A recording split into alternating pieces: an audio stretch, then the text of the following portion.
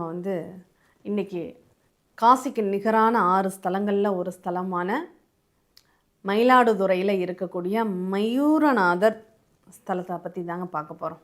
இந்த மயூரநாதர், மயூரம் அப்படின்னா மயில் வடிவம் அப்படின்னு அர்த்தங்க. மயில் ஆடுதுறையே மயில் ஆடும் துறை அப்படின்னு சொல்லி அர்த்தம். இங்கே நம்ம சென்னையில் மயிலாப்பூர் அப்படிங்கிறத பார்த்துருப்பீங்க. இந்த மயிலாப்பூருக்கும் மயிலாடுதுறைக்கும் ஒரு ஒற்றுமை அப்படிங்கிறது உண்டு. இங்கே பார்வதி தேவி மயில் வடிவம் கொண்டு சிவபெருமானை வழிபட்ட இடமாக இந்த இடம் திகழ்கின்றது அப்படின்னு சொல்லணும். தக்ஷன் யாகம் நடத்தும்போது சிவன் பார்வதிக்கு அழைப்பு விடுக்கலை. பார்வதி தேவி போகிறதுனால கோபித்த அங்கே ஈசன் மயிலாக போகும்படி சாபம் விடுகிறார். அந்த மயிலுக்கு சாப விமோச்சனம் வழங்கி அவரை ஆட்கொண்ட அபயம் அளித்த அபயாம்பிகையாக வீற்றிருக்கக்கூடிய இடம் தான் இந்த மயூரம் அப்படின்னு சொல்லக்கூடிய மயிலாடுதுறை அப்படின்னு சொல்லலாம். இந்த மயிலாடுதுறையில் உள்ள விசேஷம் என்ன? இதுவும் பாடல் பெற்ற சிவஸ்தலங்களுக்குள்ள ஒன்று. அப்பரும் சம்பந்தரும் பாடல் பெற்ற ஸ்தலமாக இருக்குது. இந்த இடத்தினுடைய மயூர தாண்டவம், அதாவது கௌரி தாண்டவம்னு சொல்லக்கூடிய மயூர தாண்டவம் நடைபெற்ற ஒரு ஸ்தலம் அப்படின்னு சொல்லலாம்.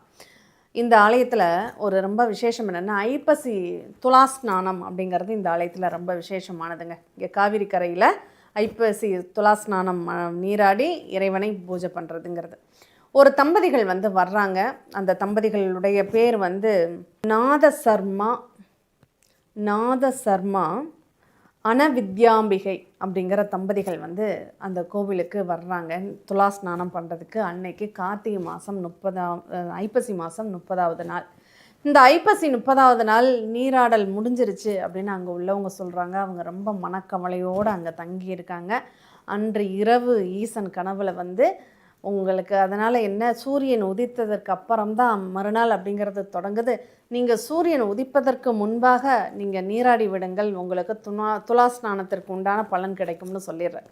அதனால் அவங்க கார்த்திகை 1ஆம் தேதி அங்கே சூரியன் உதிப்பதற்கு முன்பு அங்கே அந்த துலாஸ்தானத்தை முடிக்கிறாங்க. இந்த வயதான தம்பதிகளுக்காகவே ஈசன் அந்த ஒரு நாள் துலாஸ்தானத்தை தள்ளி போட்ட நிகழ்வுங்கிறது இங்கே ரொம்ப அதிகப்புறமானது.